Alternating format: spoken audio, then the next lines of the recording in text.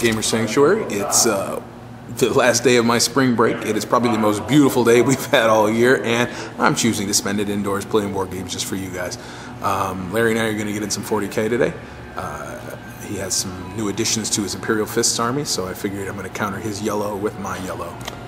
Like I said, I'm countering Larry's yellow with my yellow. I have my Iandan Spirit Host army with some Harlequin allies. I have a Spirit Seer with 0 upgrades, 2 squads of Wraith Guard with D cannons and Wave Serpents with Shuriken cannons and scatter lasers. I have 3 War Walkers with 2 scatter lasers apiece. I have a Wraith Knight with double D cannons. And then for my Eldar or Harlequin allies, I have the Hero's Path, I believe it's called, with all 3 of the characters. I have a Solitaire with Haywire grenades, Death Jester, just naked, and then a level 2 Spirit Seer with Neuro Disruptor and Haywire grenades as well. And she also has the Mask of Sorrows, I think is what it's called. It gives you the negative to leadership in a bubble. Then I have the Full Shoes Blade formation as well, with 2 squadrons of 3 Skyweaver jet bikes. There's a Zephyr Glaive in each, and all 6 are upgraded with Haywire blasters. And then I have 1 Void Weaver, also with the Haywire cannon. Alright, like I said, we got a lot of yellow today. We have Larry's 30K Imperial Fists. We are going to be running them as 30K as well. We have, leading the 1850 points, we have Captain Alexis Pollux. He is the Crimson Fist. This was a commission painting from Matthew Kane, formerly of Forge World. It is stunningly gorgeous. Larry told me something like he has 18 layers of yellow airbrushed on here as a base coat. Insanely beautiful. Larry's kind of tailoring a list to take out my Wraith units. He has nothing but veteran snipers. Pollux makes everything, the veteran troops, all unlockable as compulsory troop choices. So he has 10 veterans here with 2 heavy bolters, 10 more here with 2 missile launchers. They actually have that Rhino right there. And then 2 squads of 5, also with a single missile launcher in each. He has a Mortis Pattern Contemptor with double carries assault cannons. He has the new Dorado Contemptor Dreadnought, 2 heavy flamers, the missile upgrade as well. So that's 4 strength 8 sundering autocannon rounds, as well as 3 shots from the missiles that are strength 6 AP3, independent tracking. They hit side armor all the time. I love the rules for them. I think it's really super good. He has a Sakaran battle tank with las cannons and 2 Predator Executioners. No sponsons on that one. So there's just the 2 plasma cannons. Here we have a shot of the table. After deployment, we are playing the Tactical Escalation mission. I won the role to go first, so I chose to set up on this side. I've got all my bikes as far forward as I can because I knew Larry was going to hide towards the back of the table to stay away from Haywire. For some reason, he is terrified of Haywire. I think it's just because he's got a lot of armor on the table. I've got my Wave Serpents flanking on the sides. The Wraith Knight is standing in the ruins to get some cover, and my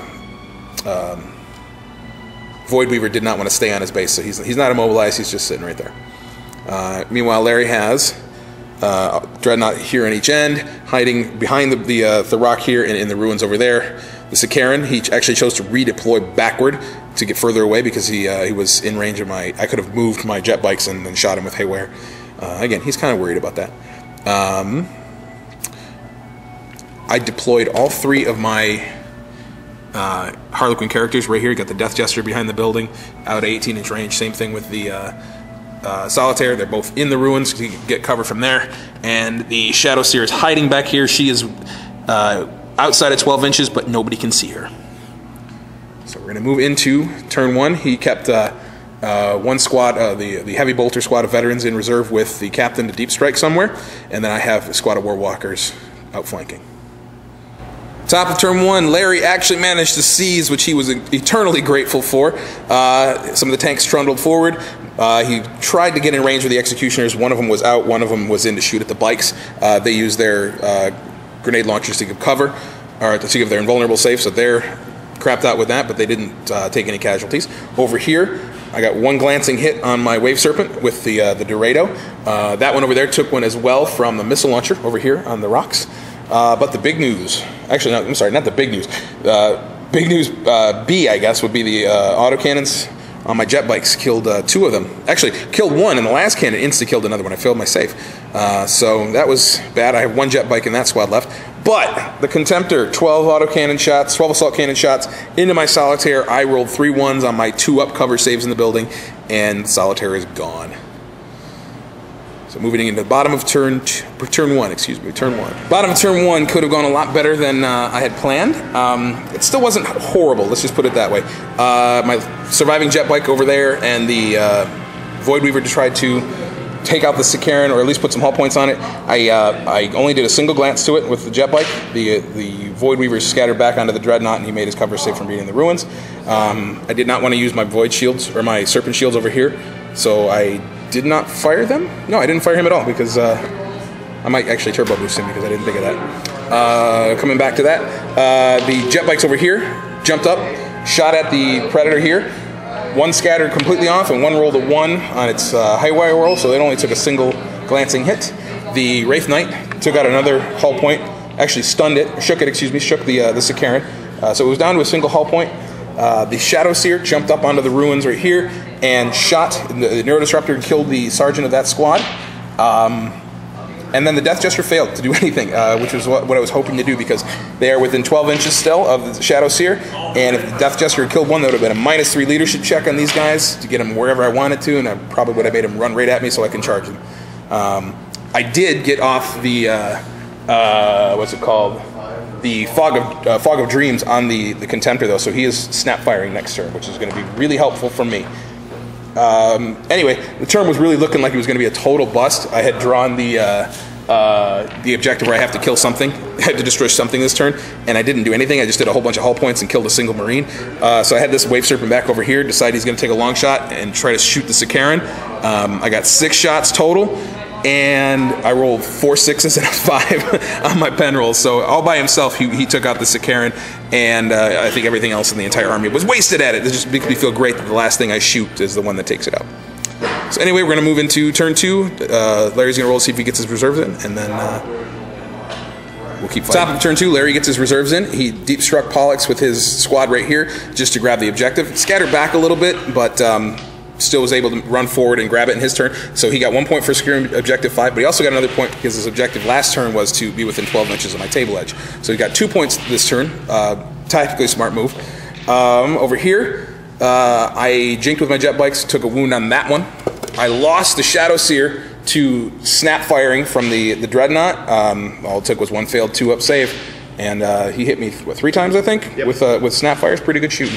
Actually, 4 times. That Wave Serpent has been stunned, so he cannot move or shoot, and the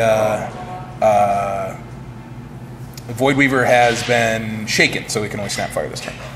So we're going to move into bottom of 2, see if I can get my Warwalkers in reserve, and then go from there. Bottom of turn 2, I got my reserves in, and it turned out to be a pretty effective turn for me. They came in and glanced that Predator to death. A whole lot of glances, actually, so that is gone. The Wraith Knight jumped up into the building and shot the other Predator and shook it, so it can only snap fire this turn. The Death Jester killed the Marine with a missile launcher, and they failed their leadership check. Didn't even need his -1. Tried to have him run off the building here, but Larry rolled low. I got my Wraith Guard out, Spirit Marked the Dreadnought, and obliterated him with Wraith Cannons, but I did not blow him up, so that's kind of nice. I grabbed Objective 6. That was one of my cards this turn, so I grabbed a point there with my Void Weaver. My Sky Weavers really were not able to do a whole lot. They janked these guys jump back this way to try to take care of the Marines next turn, and then roll a 2 for their jet bike move. So they're just kind of chilling. I got to get them a little bit closer in coherency. There we go. But they're getting ready to attack Pollux and his boys next turn with some Star Bolus. Anything else that happened? No, I guess that's it. So we're going to move into... Oh, I failed to harness the warp with my spirits here. I tried to do Voice of Twilight just to give them the... just to spread them out in case I failed to deal with the Executioners. And that failed, and then I failed to protect them as well. So, did not get victory points for that. Moving into turn 3. Everything is on the table. Top of turn 3, Larry drew Secure Objective 1, which is underneath my Wraith Lord. Or Wraith Knight. 2, which is in front of the Bastion right here. And then... Witch Hunter, which the only psych I have left is right there. Obviously, those are going to be real hard for him to get, so he just tried to concentrate on killing some of my guys this turn. Pollux and his boys came around, finished off the jet bike that had 1 wound. Re-rolling my failed Jinx saves from the formation trait is really useful. Same thing over here. He shot a lot of shots at the Void Weaver. It's still okay, but he's jinking like crazy. The Wave Serpent got wrecked finally by the Dorado. And he took 2 wounds off with his sniper vets who jumped out of the Rhino on the Wraith Knight. Otherwise, that's it. Those guys are still running, but because he failed his leadership check, they were no longer going to run this way because the Death Jester didn't make them roll that way. So they got to run towards their table edge. He rolled a 7, and that's how close they came to coming off the table. So they're still alive. That Predator is still alive over there, but I'm about ready to strip the hull points off it with the Warwalkers. Bottom of 3 coming up. Bottom of turn 3, the Death Jester and the Spirit Seer managed to combine to drop the Marines that were down here to minus 5 in their leadership. Shot them, and they routed, and I chose to have them run right between my guys and charge them with the Wraith Knight, and they failed their leadership check there as well. These guys are still possibly running. They might regroup. Over here, I failed to take out the Executioner, though. So this is still alive. I only did 1 more hull point to it on a glance with my Warwalkers.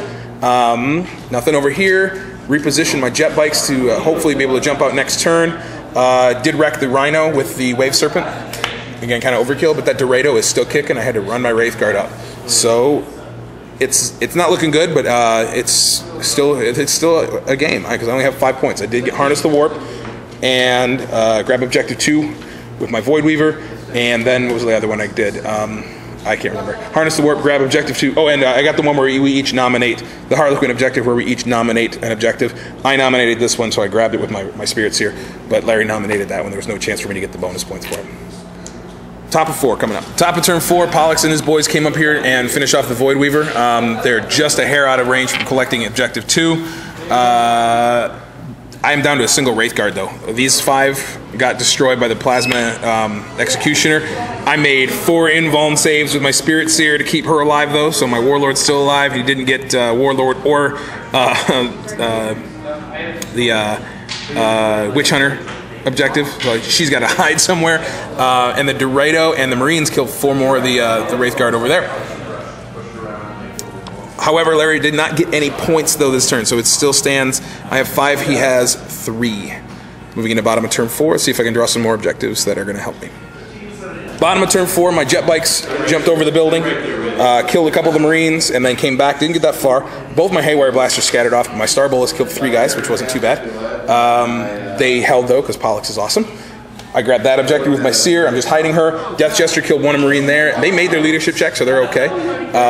Wave Serpent glanced the Dorado once with a Serpent Field shot. I blew up the Predator with the Wraith Knight. Killed a couple of the Marines here with the Walkers, but everything else made their leadership check. So Larry denied me my VP from that. I got one of the Harlequin objectives that gave me a point for that. But I'm holding 1, 2, 3 objectives, which gave me Supremacy and Ascendancy. So I rolled 2d3, and I got a total of 5 points, plus Big Game Hunter this turn for 6. So I'm up 11-3 right now. So we're going to go into last turn, turn 5. All right, top of turn 5. I forgot to mention last turn that my Wraith Guard actually managed to get a charge off against the Dorado just to try to tie it up. I couldn't hurt it, but he was going to have a hard time taking me out in return. Unfortunately, he did it in this turn, which gave Larry a victory point for killing a unit in the assault phase. His sniper veterans came out and shot and took 2 more wounds off my Wraith Knight, which kind of scared me a little bit. Over here, Pollux and his boys circled around and dropped a wound off the jet bikes. That rerollable cover save, or rerollable jinx save, is just really good for that formation. Bottom of 5 coming up. All right, here we are after turn 5. I drew an objective. I had to kill models in close combat. I also had to try to make him fail leadership checks. So I was really trying to just rack up points. So I turned the Warwalkers, and they did not shoot. They just assaulted the Space Marine there, and I actually killed him with a Hammer of Wrath kick, so I punted him off the table. Kind of happy about that. I like punting things. The Wraith Knight and the Wave Serpent combined to kill 3 of the Marines here, and then the last one left got charged by the Wraith Knight, and he got killed. And then my jet bikes kind of jumped around to take some cover behind the building away from Pollux and his boys again. We're going to call the game here. I managed to get another 3 points this turn, plus Linebreaker, for a grand total of 15 points for me. Larry has Linebreaker also, to give him 5 total. So 15-5. There are a lot of, we're still having a lot of conversations about the balance between 40K and 30K. 30K internally is such a great balance system, and Larry has always argued this with us, that 30K is the best way to play pure 40K, to play pure Warhammer, because everybody is on the same, literally, page. They all use the same book, with just minor variations in special units and rules. So internally, 30K is a very balanced system, but 40K, not so much. And when you compare the two, it's a lot harder. some of the things like Wraith Knights, you don't face a whole lot of monstrous creatures. The Eldar codex is pretty dang good. Larry spent most of this game trying to take out all my Harlequin units because he was terrified of them, and I had a good job hiding units, re-rolling cover saves, and deciding which saves to take when. The only thing that failed me were the 2-up, surprisingly, the 2-up cover saves over here with the Shadow Seer and the Solitaire. But otherwise, it was a pretty good, I think, a pretty good way to play this army. Thanks again for watching, though, and we're going to be trying to get in a lot more Drop Zone and Infinity shortly.